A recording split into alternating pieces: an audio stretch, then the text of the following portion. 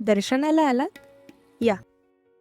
पण देवालयात सध्या देव नाही, गाभारा आहे, चांदीचे मखर आहे, सोन्याचे समय आहेत, हिऱ्यांची झालर आहे, त्यांचंही दर्शन घ्यायला हरकत नाही. वाजवा ती घंटी आणि असे इकडे या. पाहिलात ना तो रिकामा गाभारा? नाही, तसं नाही.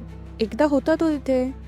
काकड आरतीला उठायचा, शेजारतीला झोपायचा, दरवाजे बंद करून बरोबर 12ला जेवायचा, 2 तास वामकुक्षी घ्यायचा.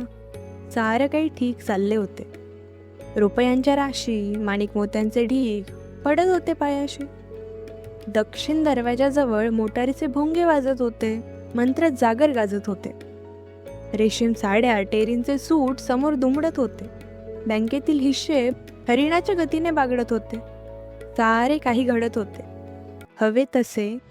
पण एके दिवशी आमचे दुर्दैव, उत्तर दरवाजाजवळ अडवलेला कुणी एक भणंग महारोगी तारा स्वरात ओरडला, बाप्पाजी बाहेर या.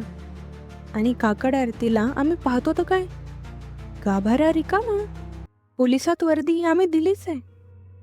परत कदाचित येईलही तो, पण महारोग्याच्या वस्तीत तो राहिला असेल तर त्याला पुन्हा प्रवेश द्यावा की नाही याचा विचार करावा लागेल आमच्या ट्रस्टींना.